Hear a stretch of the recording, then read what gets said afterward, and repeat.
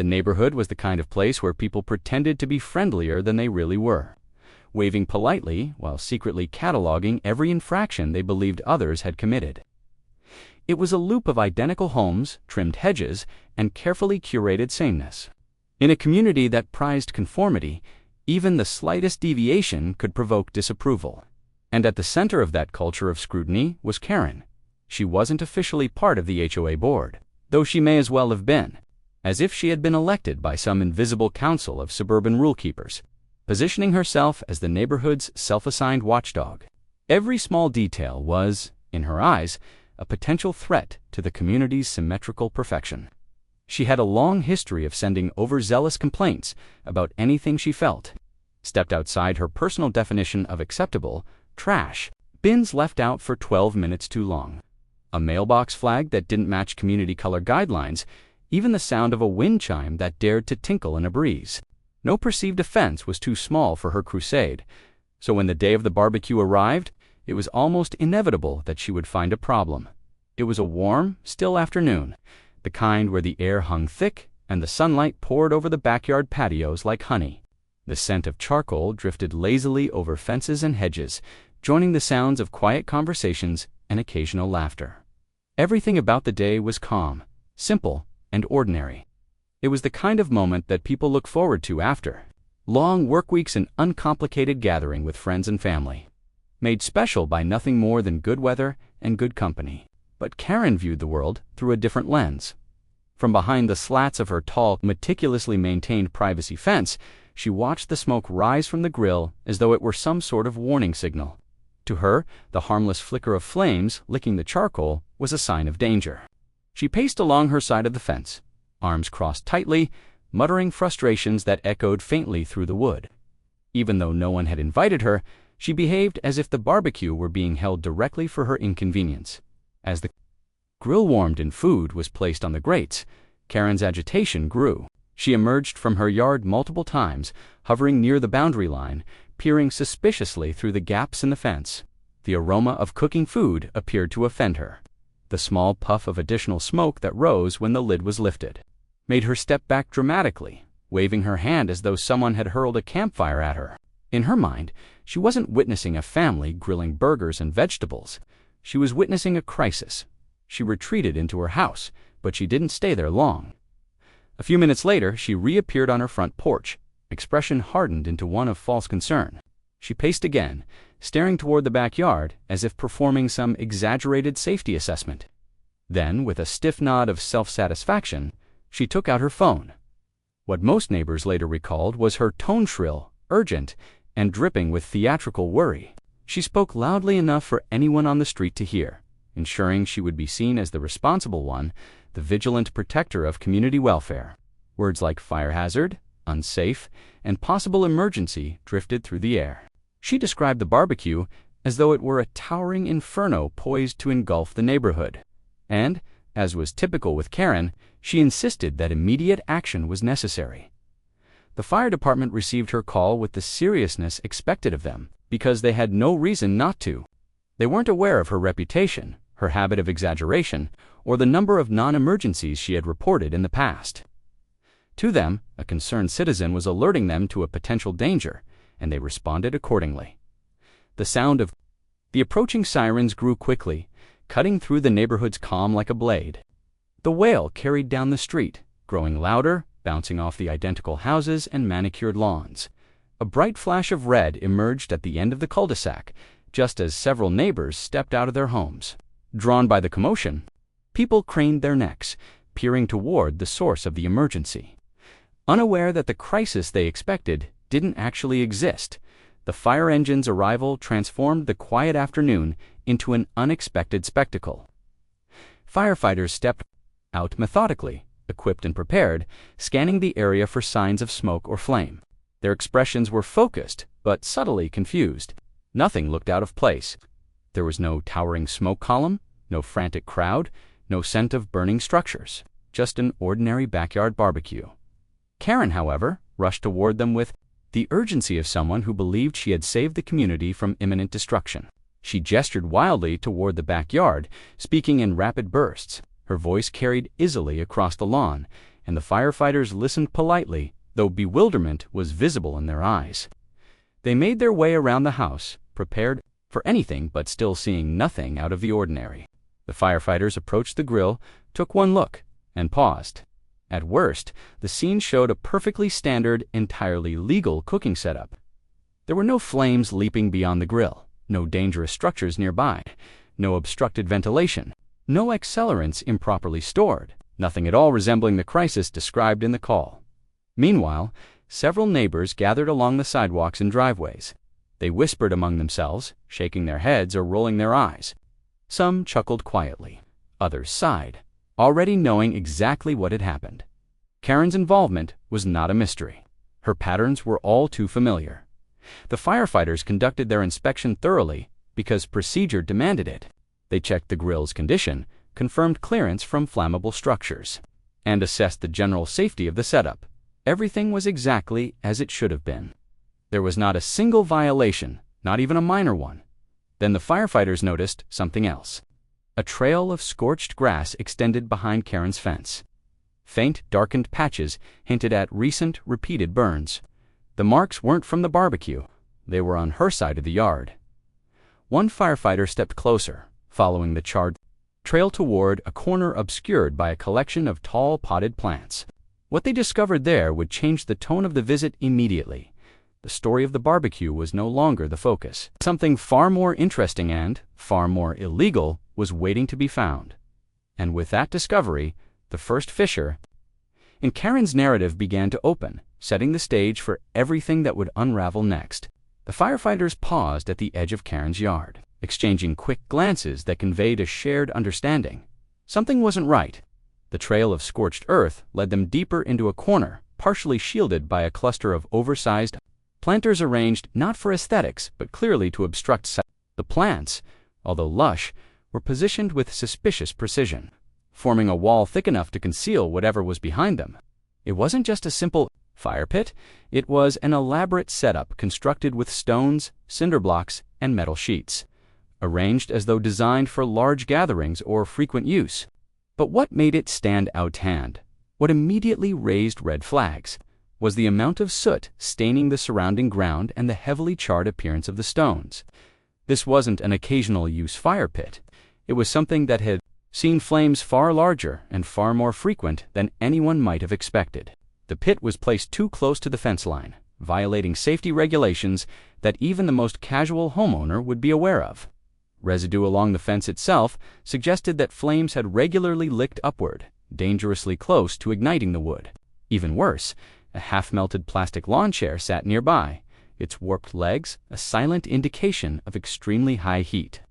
The remnants of burnt paper, food wrappers, and even what appeared to be broken bits of painted wood were mixed into the ashes that should never have been burned in a residential setting. As the firefighters surveyed the scene, the shift in their demeanor was unmistakable. Their earlier confusion turned into professional concern. This was no longer a routine false alarm spurred by an overreactive neighbor. This was a genuine hazard. The murmurs from nearby neighbors, those still standing on sidewalks and porches, grew louder as they watched the firefighters move behind Karen's fence. They didn't yet know what was being inspected, but they knew enough about Karen to suspect that whatever was happening, she had brought it upon herself. People whispered knowingly, exchanging glances filled with anticipation. The irony of Karen calling the fire department only to potentially expose herself was already percolating through the neighborhood, like the slow boil of a pot left unattended.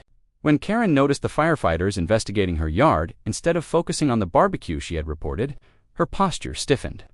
Confusion flickered across her face, quickly replaced by agitation. She hovered closer, calling out questions in a strained, nervous tone. But the firefighters remained focused on their assessment, taking photographs, recording notes, and analyzing the state of the fire pit with meticulous detail. Their actions were deliberate and thorough. A contrast to Karen's growing restlessness, she attempted to justify the presence of the pit, speaking loudly enough for everyone nearby to hear. Even without words being repeated, her frantic gestures and abrupt movements revealed her desperation. She pointed accusingly toward the barbecue again, as if trying to redirect attention. But her attempts to shift blame did nothing to alter the situation unfolding around her. The firefighters measured the distance from the pit to the fence. They examined the debris inside the pit, identifying materials that should never have been burned. They checked for proper ventilation and safe construction. And with each observation, the list of violations expanded significantly. A subtle stir rippled through the neighborhood as more people realized something unusual was happening. Even those indoors began to step outside, curious about the unexpected shift in focus. The fire truck's presence had already attracted attention, but now the spectacle had transformed. Instead of addressing a minor safety check, the firefighters had discovered a genuine hazard, one that belonged to the person who had instigated the entire ordeal. Once the inspection concluded, the firefighters regrouped near the sidewalk, reviewing their notes. Their faces held a seriousness that signaled official consequences were imminent. They prepared documentation, comparing observable evidence with municipal fire codes and safety regulations. Meanwhile, Karen hovered anxiously, her composure unraveling in real time. She shifted from foot to foot, her expression flickering between outrage and fear. The lead firefighter approached Karen, not with the reassurance she likely expected, but with the resolute professionalism of someone delivering unwelcome news. Though no dialogue passed through the narration, the exchange was unmistakably one. The firefighter's posture was firm, explaining the severity of the findings, while Karen's body language alternated between defensiveness and disbelief. Her shoulders tightened, as if bracing for impact. One hand rose toward her chest in a gesture of incredulity. The other, gesturing vaguely toward the barbecue, again a last-ditch attempt to deflect responsibility. But the firefighter's unwavering focus made it clear the issue at hand had nothing to do with the perfectly safe grill next door. As the firefighters continued their discussion with Karen, the neighbors watched quietly, sensing the shift in dynamic. This time, the spectacle wasn't one of frustration caused by Karen's habitual interference. It was the unusual pleasure of witnessing accountability settle on the person who had dodged it for far too long. The firefighters returned to their truck briefly. Retrieving paperwork that would formally document the violations, they filled out the necessary forms detailing the proximity violations, the use of prohibited materials, the fire damage evidence, and the structural issues with the pit itself. The process was slow and methodical, adding weight to the sense of inevitability in the air. When they handed the paperwork to Karen, her hands trembled slightly. She scanned each page with growing disbelief, her face reddening. The neighbors couldn't hear the words, but they didn't need to. The message was clear from her expression alone. She wasn't being recognized as a neighborhood hero. She was being fined. The reality of the situation settled heavily over her, deflating her confidence. Her attempts to revert attention to the barbecue became weaker, more frantic, and ultimately irrelevant. The firefighters had completed their assessment, and the official violation record was now in her hands. The fire engine eventually pulled away, its sirens silent. The neighborhood returned to its former quiet, but the air carried a new tension, one shaped by revelations and consequences. People slowly retreated to their homes, wearing expressions that blended satisfaction and disbelief. Karen disappeared behind her door, clutching her paperwork like a weight she hadn't expected to bear. The barbecue continued, as planned, though with an undercurrent of astonished amusement. What had begun as a simple afternoon gathering had transformed into the spark of a much larger neighborhood reckoning, and while Karen may have believed the day's events would end there, the fallout from the fire pit discovery had only just begun. What was uncovered that afternoon would ripple through the HOA and the community in the days ahead, forcing long-buried truths to surface and shaping a confrontation Karen could no longer escape. In the days that followed the fire department's visit, the neighborhood's once quiet rhythm shifted. The incident had rippled through the community like a pebble dropped into still water, and each new day brought another layer of repercussions. People who once tolerated Karen's behavior with tight smiles and forced politeness found themselves emboldened by what had unfolded. The illusion of her authority had cracked, and now everyone seemed eager to examine what might spill out through those fractures. Even the HOA, which had long maintained a posture of selective enforcement, could no longer ignore what had happened. The firefighters' report had landed squarely in their inbox, complete with photographic evidence, descriptions of safety violations, and a formal request for HOA review of Karen's property. It was the kind of submission that required action, not merely the casual noted or pending response that Karen herself had come to expect when she filed complaints. Against others, inside the HOA's administrative office, small room rented above the community gym, the board members arranged themselves around a long table cluttered with binders, laptops, and stacks of old meeting minutes. The air felt heavy with a mix of curiosity and apprehension. Karen had a reputation among them, not as a respected community figure, but as a constant source of disruption. She was the type to bombard inboxes with complaints ranging from gutter debris to decorative flower pots. She often cited rules incorrectly, twisted guidelines to suit her preferences, or invented new standards altogether. Each email from her was met with quiet groans from board members who had grown weary of her relentless need for control. Now, however, the board faced something unprecedented, an official violation against Karen herself. The members sifted through the fire department's report, page by page.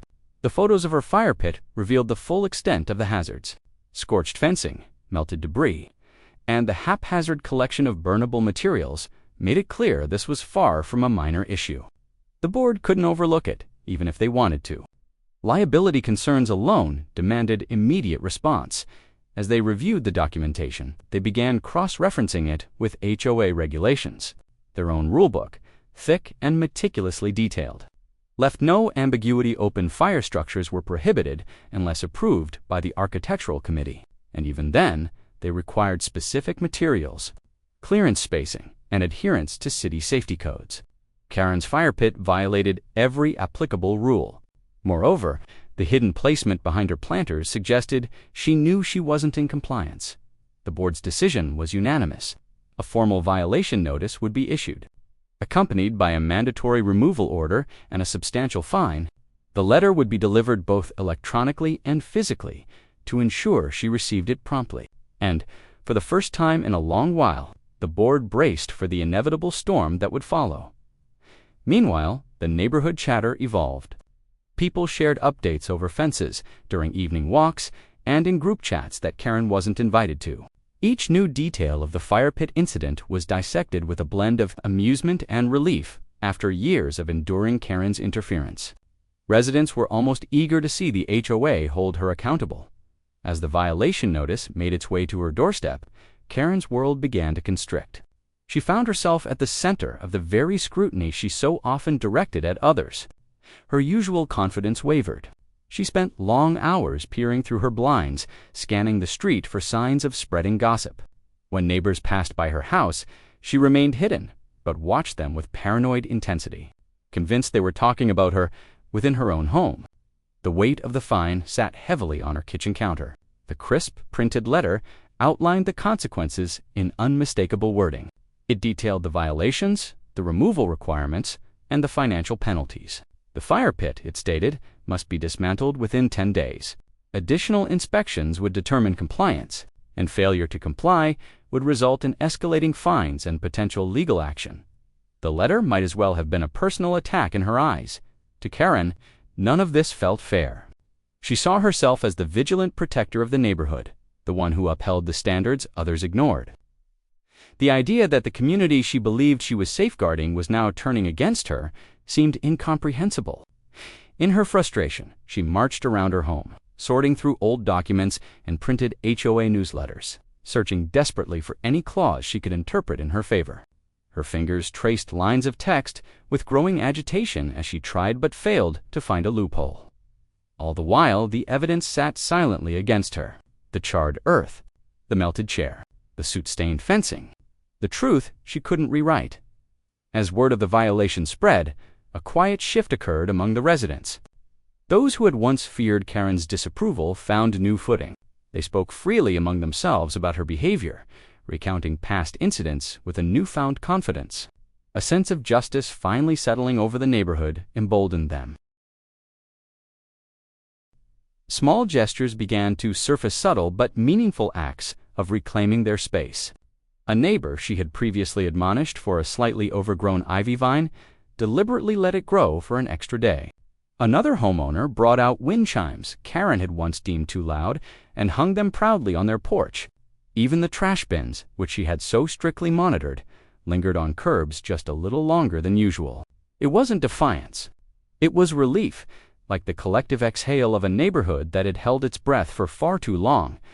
But even with the HOA letter in hand and the community's eyes upon her, Karen refused to accept defeat. Determined to reclaim control, she began drafting her rebuttal. She compiled photos of her neighbors' homes, annotated printouts of the HOA guidelines, and sketched wildly inaccurate diagrams meant to downplay the fire pit's risks. She believed that if she presented her argument with enough conviction, the board would overturn their decision. What she didn't realize was that her actions were about to make everything worse because hidden beneath her, meticulously arranged backyard beneath the planters and decorative stones was something the fire department hadn't seen, something that would soon come to light during the follow-up inspection, something that revealed not just carelessness, but deliberate deception. And when that discovery surfaced, the situation would escalate far beyond a simple violation. The neighborhood had already begun to shift. But the next revelation would turn the entire community against her, in a way she never expected.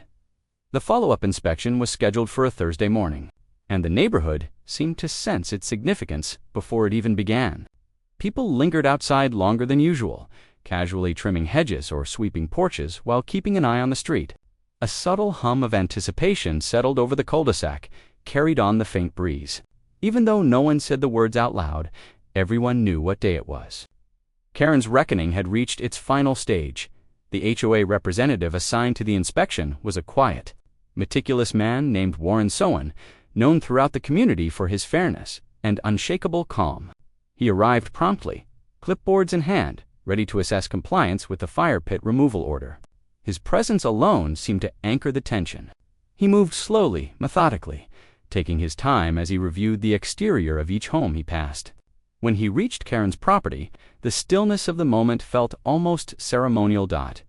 Karen had been preparing for his arrival, with an intensity fueled by denial and desperation. She paced around her home for hours before the inspection, adjusting blinds, rearranging documents, and rehearsing arguments she intended to deliver through implication alone. Though this was a narration without dialogue, her frantic movements made her intentions clear. She refused to accept responsibility. She believed she could still sway the outcome. The planters that once concealed the fire pit had been pushed aside, revealing neatly raked soil. The charred stones and debris were gone, and the grass had been replaced with a patch of clean mulch. It looked tidy, almost too tidy. Anyone passing by might have assumed she had fully complied, but Warren wasn't just passing by. He approached the cleaned area with a practiced eye, bending to examine the ground more closely.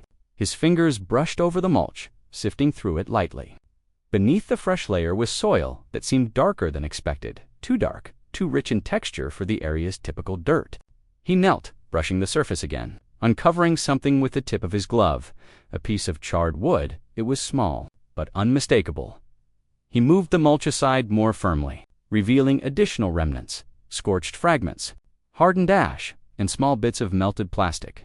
The surface cleanup had been cosmetic. Karen had attempted to disguise the area, not restore it. She had hoped a quick cover-up would satisfy the inspection and erase the evidence of her previous violations. But the deception was shallow, literally and figuratively, and Warren had uncovered it instantly. He continued to investigate the perimeter of the yard. His gaze drifted toward the fence where the discoloration had once been. Even though Karen had painted over the burn marks, the new layer of paint was uneven and far lighter than the rest of the fence. The coating was thin, rushed, and failed to conceal the distinctive warped texture that remained underneath. The fence panels bore the unmistakable waves and bulges that occurred only when wood had been exposed to intense heat. Warren documented everything carefully. Each photograph he captured became another line in the story Karen wished she could erase. He measured distances again, ensuring the pit's previous placement was recorded accurately. He took notes on the condition of the grassor, lack thereof, and the patchwork of hurried repairs she had attempted. Then he noticed something else. Near the side of the yard, tucked behind the air conditioning unit, sat a stack of materials, leftover cinder blocks, a metal grate, and a bag of charcoal. The items were carelessly arranged, as though hidden in haste. On top sat a rolled-up sheet of metal warped blackened along one edge. It was unmistakably a component of the original fire pit.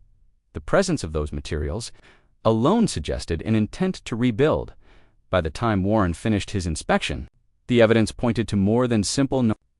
Karen had attempted to obscure violations, mislead the HOA, and potentially continue using equipment that posed a danger to the neighborhood.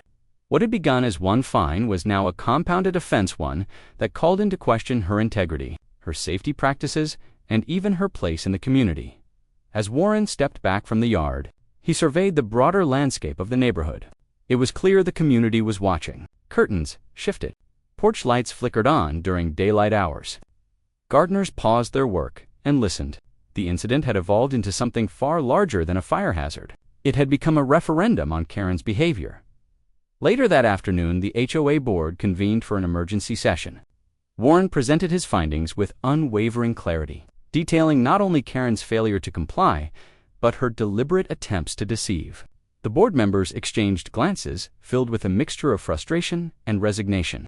This pattern of behavior fit perfectly with the experiences they'd had with her over the years. Her actions no longer seemed like negligence. They appeared intentional. The board's decision was swift and unanimous.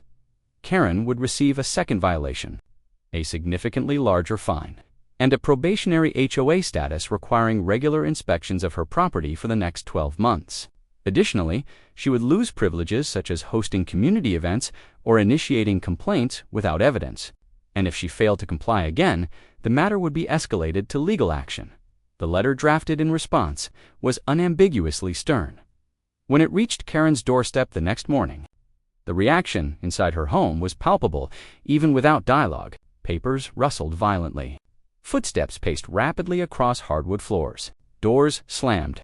Her blinds snapped open and shut as she peeked outside with frantic energy. The home that had once been her command center now felt like a fortress closing in on her. Word of her probation spread quickly, and the neighborhood experienced a shift unlike anything before. For the first time in years, people felt free to enjoy their homes without the looming threat of her scrutiny. The man with the wind chimes added a second set.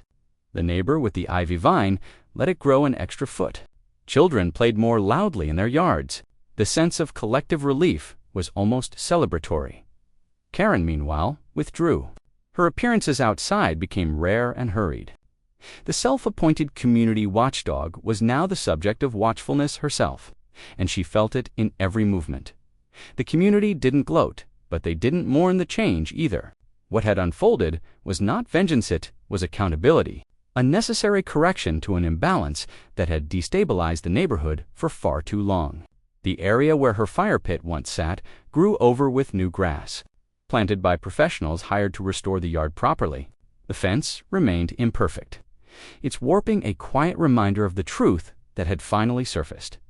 The neighborhood returned to its peaceful rhythm, not because Karen had vanished, but because her influence no longer loomed over everyone. The air felt lighter, the evenings quieter. The barbecues, especially those perfectly legal and safe, became common once again, accompanied by laughter that drifted comfortably across fences without fear of repercussion. The barbecue she once tried to sabotage had become the catalyst that reshaped the community. The firefighters' arrival, the inspection, the uncovering of the pit, and the final exposure of her attempts to hide the truth had all woven together into a turning point. Karen had called the fire department, expecting to catch someone else breaking the rules. Instead, the flames she tried to ignite consumed only her own facade, and the neighborhood, finally free from her shadow, settled into a peace they hadn't realized they were missing.